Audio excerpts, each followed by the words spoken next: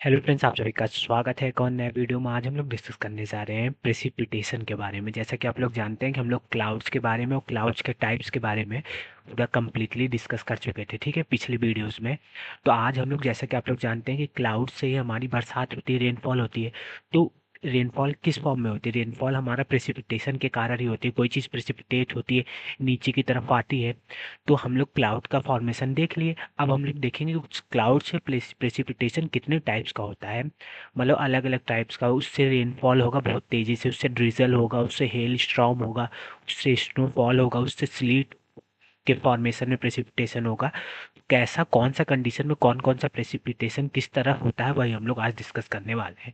ठीक है। तो पहले हम लोग प्रेसिपिटेशन के बारे में बेसिकली समझेंगे, फिर उसके बाद जितने भी टाइप्स ऑफ प्रेसिपिटेशन है उसको समझ के इस वीडियो को खत्म करेंगे। ठीक है। तो समझते हैं कि प्रेसिपिटेशन क्या होता है। तो precipitation is any form of liquid और solid water particles that fall from the atmosphere and reach the surface of the earth. यानी कि वो लिक्विड भी प्रेसिपिटेट हो सकता है, नीचे की तरफ आ सकता है। वो सॉलिड भी हो सकता है। जो वाटर के पार्टिकल्स ही हैं वो लिक्विड फॉर्म में भी और सॉलिड फॉर्म में भी प्रेसिपिटेट होकर नीचे की तरफ एटमॉस्फेयर से आ सकते हैं सरफेस तक। उसी को हम लोग क्या कहते हैं? प्रेसिपिटेशन। प्रेसिपिटेशन कोई भी तरीके का लिक्विड या सॉलिड पार्टिकल जब एटमॉस्फेयर से नीचे सरफेस पे आता है तो उसी को हम लोग प्रेसिपिटेशन कहते हैं। ठीक है। तो ये प्रेसिपिटेशन में क्या क्या पाया जाता है, क्या क्या होता है? प्रेसिपिटेशन ड्रिजल फॉर्म में होता है, रेन रेन के फॉर्म में, हेल स्टॉर्म के फॉर्म में, स्नो के फॉर्म में एंड स्लीट के फॉर्म में प्रेसिपिटेशन होता है। प्रेसिपिटेशन में इस ये पाया जाता है। ड्रिजल होता है, रेन होता है, और फिर हेल होता है, फिर स्नो होता है, स्लीट होता है। कौन से कंडीशन में क्या होता है उसको हम लोग अभी समझेंगे। ठीक है। तो इतना तो आपको समझ में आया होगा, मैं समझता हूँ आपको। ठीक है।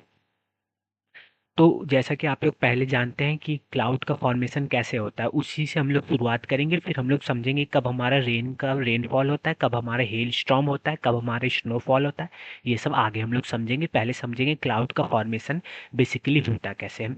जैसा कि आपको पता है कि कोई भी वार्म सरफेस होता है, जब वार्म सरफेस के सराउंडिंग की जो हवा है गर्म होके सरफेस के कांटेक्ट में आके गर्म होके ऊपर की तरफ राइज करना चाहती है। तो राइजिंग के दौरान, जैसा कि मैं आपको बताया था कि एडियाबैटिक एक्सपेंशन होता है, पिछले की वीडियो में जब हम फॉर्मेशन ऑफ क्लाउड्स के बारे में पढ़े थे। तो एडियाबैटिक एक्सपेंशन होता है जिसमें भी जो भी हीट होती है सब सिस्टम के अंदर ही रहती है।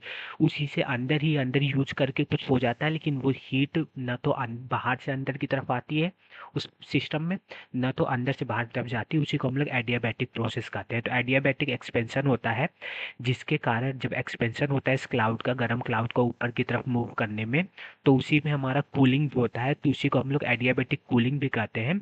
और कूलिंग प्रोसेस के दौरान, जैसे कि आपको पता है कि क्लाउड का फॉर्मेशन वाटर वेपर जब कंडेंस होता है तभी होता है। ठीक है। तो जब हमारा वार्म हवा ऊपर की तरफ राइज करता है तो एडियाबैटिक एक्सपेंशन, उसी को एडियाबैटिक कूलिंग भी कहते हैं, वो होता है जिसके कारण कंडेंसेशन होता है वाटर वेपर का। तो जब वाटर वेपर का कंडेंसेशन होता है तो कंडेंसेशन में जो वाटर वेपर है, वेपर के फॉर्म में जो वाटर है वो हमारा लिक्विड ड्रॉपलेट में चेंज होता है, जिसके दौरान हीट रिलीज होती है। ये आपको पता रहना चाहिए।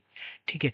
तो जो हीट रिलीज होगी उससे क्या होगा, ये एडियाबैटिक प्रोसेस है। तो वो हीट ना तो बाहर की तरफ रिलीज होगी, वो अंदर ही उसको यूज कर लिया जाएगा किसके, क्लाउड के द्वारा। और जितनी हीट रिलीज होगी उतना वो क्लाउड ऊपर की तरफ राइज करेगा, उतना ही वो क्लाउड ऊपर की तरफ राइज करेगा। तो हीट ना तो बाहर जाती है ना अंदर आती है, क्योंकि ये एडियाबैटिक प्रोसेस है। ठीक है। वो हीट हमारा राइजिंग के लिए क्लाउड का यूज हो जाएगा। तो उसी को हम लोग लैटेंट हीट ऑफ कंडेंसेशन कहते हैं। जब वाटर वेपर जब वाटर वेपर कंडेंस करता है, वाटर वेपर कंडेंस करता है और ऊपर की तरफ मूव करता है, तो उसको लैटेंट हीट ऑफ कंडेंसेशन करते हैं। इसका मतलब है कि हीट हमें बाहर की तरफ दिखती नहीं है, वो हीट कहीं दिखती नहीं है, छुपी हुई उष्मा कह सकते हैं इसको। उसी को लैटेंट हीट ऑफ कंडेंसेशन कहते हैं। तो जैसा कि आपको इतना तो आपको क्लियर हुआ होगा कि क्लाउड का फॉर्मेशन वार्म सरफेस से, जब हमारा वार्म एयर ऊपर की तरफ मूव करता है तो एडियाबैटिक एक्सपेंशन के थ्रू ऊपर की तरफ मूव करता है, जिसमें कूलिंग भी होता है और कंडेंसेशन भी होता है। कंडेंसेशन में क्या होता है कि वाटर वेपर हमारा लिक्विड में चेंज होता है। ठीक है। ठीक है। तो ये लेटेंट हीट के जरिए। ठीक है। इतना आपको क्लियर हुआ होगा। और आपको पता है कि जो क्लाउड है जो क्लाउड है उसमें हमारा वाटर ड्रॉपलेट्स पाया जाता है। अगर वही ड्रॉपलेट्स नीचे की तरफ मूव करने की कोशिश करता है, क्योंकि वो ग्रेविटी के इन्फ्लुएंस में नीचे की तरफ आने की कोशिश करता है, तो जो नीचे से गर्म हवा रेगुलर इंटरवल पे ऊपर की तरफ मूव कर रही है, वो उसको नीचे नहीं आने देती, क्योंकि ये एयर ड्रैग का जो फोर्स है, प्रेशर जो ऊपर की तरफ प्रेशर है वो ज़्यादा है। सो उस वो जो वाटर ड्रॉपलेट्स है उससे इससे वो नीचे नहीं आ पाती वाटर ड्रॉपलेट्स, और रेनफॉल नहीं होता। तो रेनफॉल किस कंडीशन में होता है? तो जैसा कि आपको पता है कि जैसे जैसे हमारा वाटर ड्रॉपलेट्स, जैसे जैसे क्लाउड का एक्सपेंशन होता है वो ऊपर की तरफ मूव करता है, तो जो वाटर वेपर वाटर ड्रॉपलेट्स के फॉर्म में हमारे क्लाउड में प्रेजेंट है, वो क्लाउड जब ऊपर की तरफ एक्सपेंशन होता है तो ऊपर मूव करने पे सरफेस टेम्परेचर, मतलब सरफेस से जितना ऊपर जाएंगे उतना टेम्परेचर आपका घटेगा, ये तो आपको पता होगा। तो वो वाटर ड्रॉपलेट्स हमारे आइस क्रिस्टल के फॉर्म में चेंज हो जाते हैं, जिससे उनका मास ज़्यादा हो जाता है as a comparison of water droplet के, ठीक है। तो वो आइस क्रिस्टल नीचे की तरफ मूव करते हैं, तो वो एयर ड्रैग वाटर ड्रॉपलेट्स को नीचे नहीं आने देते थे, वो आइस क्रिस्टल को रोक नहीं पाएंगे, क्योंकि वाटर ड्रॉपलेट से उसका मास ज़्यादा है, ठीक है। तो एयर ड्रैग होगा, एयर ड्रैग से वो जो आइस क्रिस्टल है वो ओवर पावर कर देगी, यानी कि उसका वो उसके ऊपर फोर्स कोई इफेक्ट नहीं पहुंचेगा, और आइस क्रिस्टल वो नीचे की तरफ आने की कोशिश कर देगी। जैसे जैसे वो नीचे आएगी, आपको पता है कि नीचे आने पे, सरफेस के पास आने पे हमारा टेम्परेचर क्या होता है, डिक्रीज होता है, इंक्रीज होता है, जिससे हमारे ये आइस क्रिस्टल हमारे ड्रॉपलेट्स में चेंज होके रेन फॉल हो जाता है। उस सरफेस पे क्या हो जाता है, हमारा रेन हो जाता है। तो रेनफॉल होने का, बरसात होने का ये पूरा प्रोसेस रहा। मैं समझता हूँ कि आपको समझ में आया होगा, ठीक है। और यही रेनफॉल कुछ किसी ऐसे सरफेस के किसी ऐसे प्लेस पे हो जहाँ बहुत टेम्परेचर वो बहुत मिनिमल हो, टेम्परेचर बहुत घटा हुआ हो सरफेस के अराउंड, तो वही रेन हमारे स्नो के रूप में फॉल होता है, जिसको हम लोग स्नोफॉल कहते हैं। तो रेनफॉल और स्नोफॉल आपको समझ में आ गया होगा, ठीक है। अब ड्रिजल किसे कहते हैं? तो रेनफॉल का ही एक ऐसा पार्ट है, रेनफॉल में बहुत बड़ी बड़ी ड्रॉपलेट्स के फॉर्म में रेन, मतलब पानी नीचे सरफेस पे गिरती है।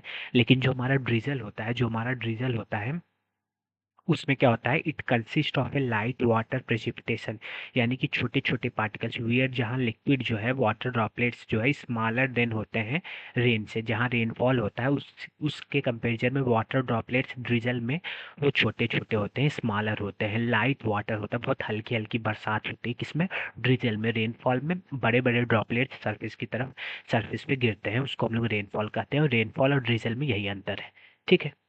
अब एक और फॉर्म ऑफ प्रेसिपिटेशन है, वो हमारा स्लीट है।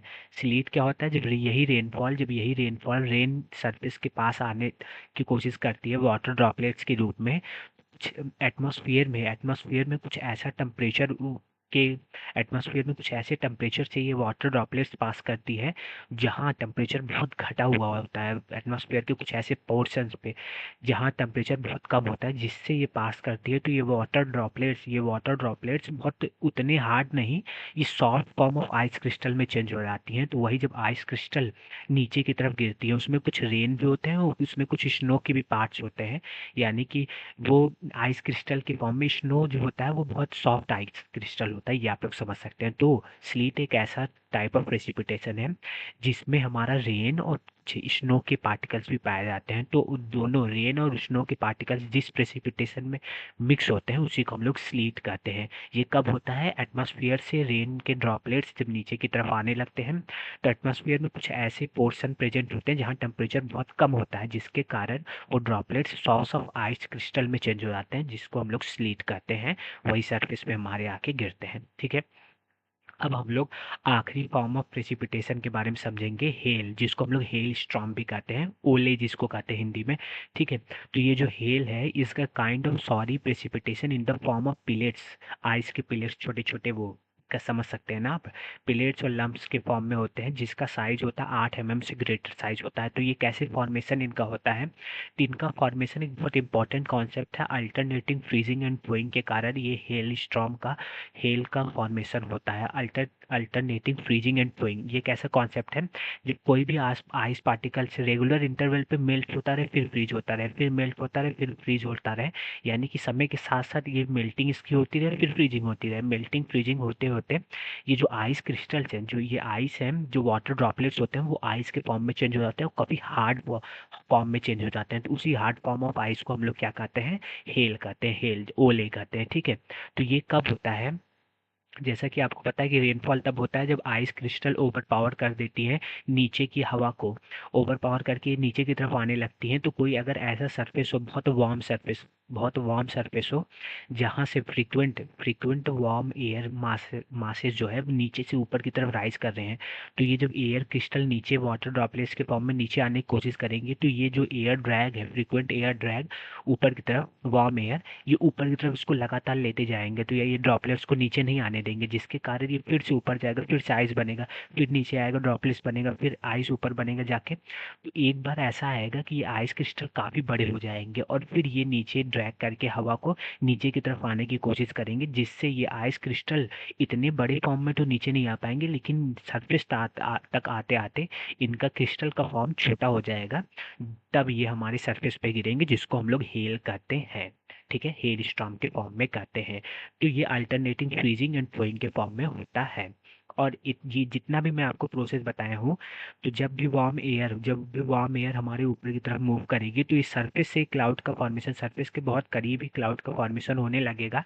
और ये लेटेंट हीट और जो इसमें से हीट रिलीज होती है एडियाबेटिक कूलिंग के थ्रू, तो ये एक्सपेंशन तो सर ऊपर मतलब ऊपर बहुत ऊपर करने की कोशिश करेगी, लेकिन वो नीचे से शुरुआत होता है।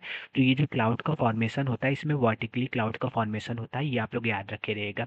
ये कह सकते हैं क्यूमुलोनिम्बस क्लाउड कह नहीं सकते, मतलब ऐसे समझिए कि वर्टिकली डेवलप होता है, तो ये क्यूमुलस क्लाउड के सेक्शन में आता है, ऐसे क्लाउड्स यहाँ पाए जाते हैं। तो एक चीज़ आप लोग ये भी जान लीजिएगा कि जो स्नोफॉल होता है और जो स्लीट होता है और हेल होता है, इसमें हेल जो होता है सबसे ज़्यादा हार्ड होता है, उसके बाद स्लीट होता है और स्नो उसमें सबसे सॉफ्ट होता है, ठीक है।